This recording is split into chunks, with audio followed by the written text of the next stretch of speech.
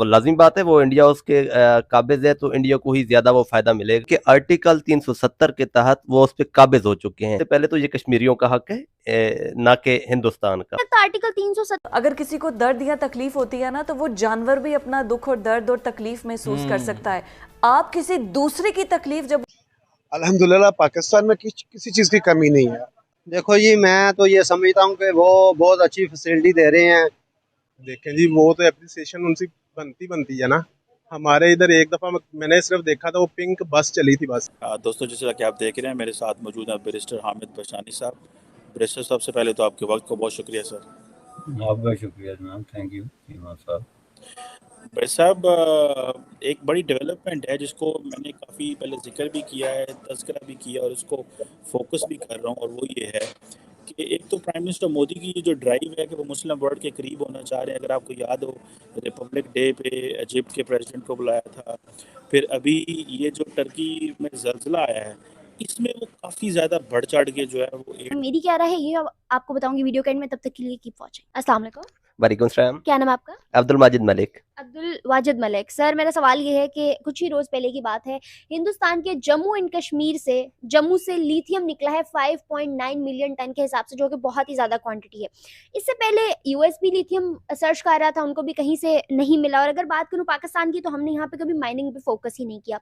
किस तरह देख रहे हैं हिंदुस्तान की इतनी बड़ी अचीवमेंट को? इतने बड़े दोस्तों, फिर से आप लोगों के एक सुपर फास्ट के नई वीडियो में आपका स्वागत है।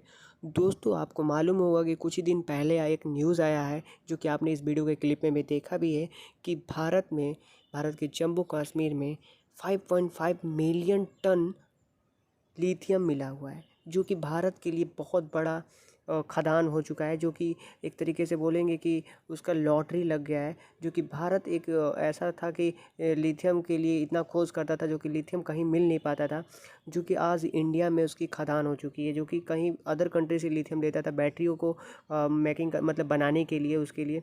अब यहीं पे ये भी बात आई है कि दोस्तों, इंडिया में जितने भी बच्चे हैं, स्टूडेंट हैं पढ़ने वाले, उनको जो कि स्कॉलरशिप अच्छे से दिया जाता है। और वहीं पाकिस्तान में क्या होता है कि पाकिस्तान के बच्चों को, जो वहाँ पे टॉपर होते हैं, उनको दिया जाता है स्कूटी या फिर आपके जो भी गवर्नमेंट के द्वारा दिया जाता है। तो आइए देखते हैं इनका कहना क्या होता है, कि पाकिस्तानियों का रिएक्शन क्या है। के हवाले से अगर आप बात कर रहे हैं, तो थर में कोयले के ज़खायर हैं।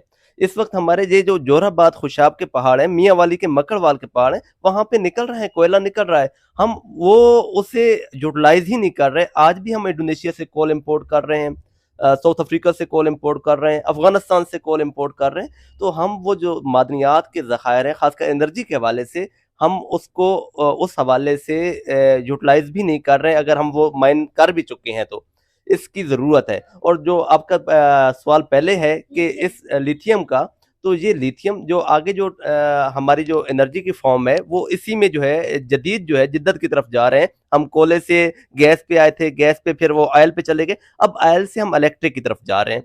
तो इलेक्ट्रिक के लिए लिथियम एक बड़ा जो है ना, एक अच्छा भी है और यूजफुल रहेगा, और ये पूरे खित्ते के लिए बेहतर रहेगा। खासकर अगर हम आज हम हमारे यहाँ पाकिस्तान की अगर बात करें, पाकिस्तान डेफिनेटली मुख्तलिफ जगह पे, अगर इसकी सब्जियों की बात करें, क्राइसिस का शिकार है, बहरान का शिकार है।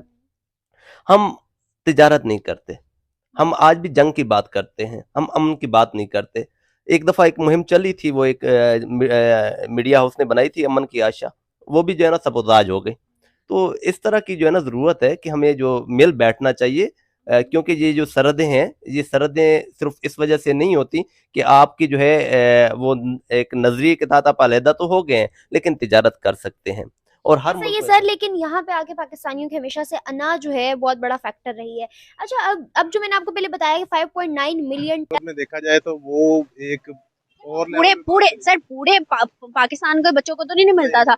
उन बच्चों को मिलता था जो बहुत अच्छे मार्क्स लेके आते थे, और फिर वो जो मतलब नॉर्मल होते थे वो नहीं ले पाते थे। ऐसे ही है। देखें जी, पाकिस्तान में जो ज्यादा मसला है ना, वो लेडीज की ट्रांसपोर्टेशन का मसला बहुत ज्यादा है। अगर उस लिहाज से देखा जाए तो लैपटॉप का कंपैरिजन कर ही नहीं सकते हम उस चीज से, ठीक है ना।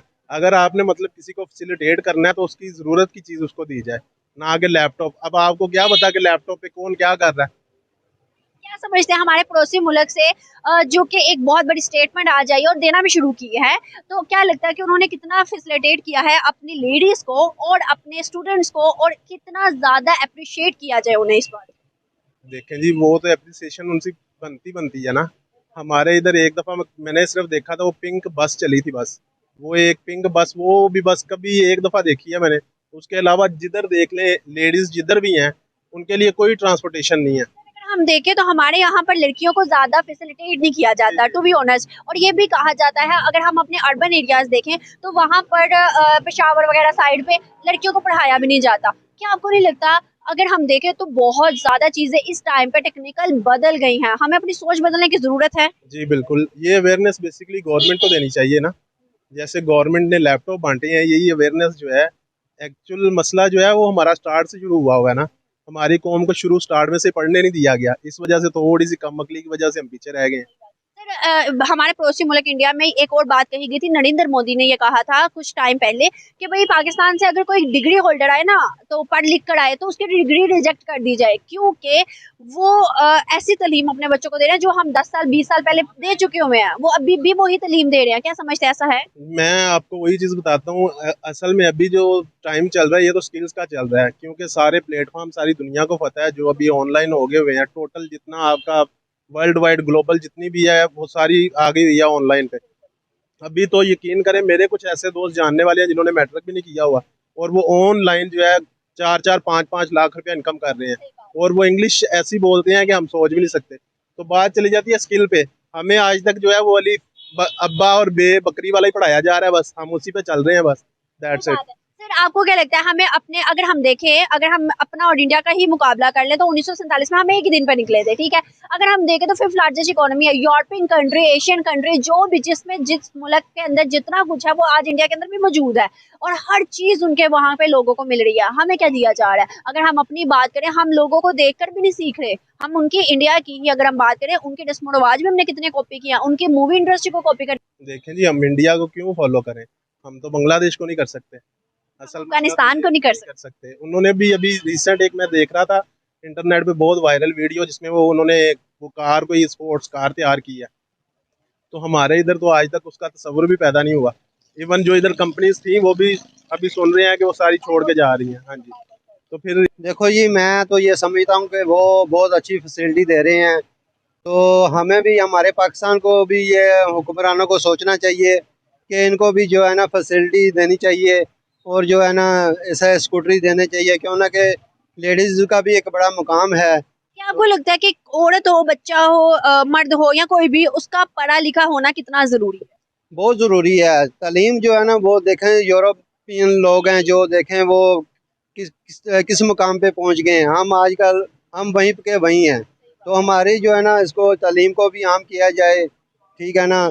तो वहाँ के जो प्राइम मिनिस्टर है मोदी, अभी जो करंट है, उनका कहना था कि पाकिस्तान से कोई डिग्री लेके आए ना, पढ़ के आए, तो भाई रिजेक्ट कर दो, क्योंकि पाकिस्तान अपनी वो बच्चों को तालीम दे रहा है। इसमें फिर ये होगा कि एक तो मैं समझता हूँ कि it would not be a fair way of looking at things, लेकिन इससे ये होगा कि इंडिया जो भी अच्छा काम करेगा उसको फिर हम इसी तरीके से जो है ना वो देखेंगे कि जी ये इन्होंने इसलिए कर लिया कि इसमें ये है। अब ये जो ह्यूमैनिटेरियन इशू चल रहा है तुर्की के हवाले से, इसमें जितने मुल्क भी किसी न किसी तरीके से जिनकी कोई एफिलिएशन बनती है किसी तरीके से भी, वो जाहिर है कि उनकी अपने अपनी बसात के मुताबिक हेल्प कर रहे हैं, और उसमें कोई मुल्क भी पीछे नहीं है। पाकिस्तान जो कि वहाँ की आवाम है, वहाँ की पब्लिक है, वो बोल रही है कि जो भारत में लिथियम मिला हुआ वो 370 एक्ट के तहत से भारत से कभी, यानी जम्मू कश्मीर में कभी पाकिस्तान आके वो लिथियम को नहीं ले सकता है। ये चीज़ ये भारत की ही है, और वो भारत में ही है जम्मू कश्मीर, जो कि जम्मू कश्मीर के लेकर पाकिस्तान हमेशा लड़ाई करता आता रहा, जो कि इंडिया की गवर्नमेंट मोदी सरकार ने वो 370 को हटा दिया था। जो कि अब दोस्तों क्या है कि लिथियम का भंडार यूएस भी इस टाइम पहले खोज सर्च करता रहा कि उसको भी नहीं मिला था लिथियम।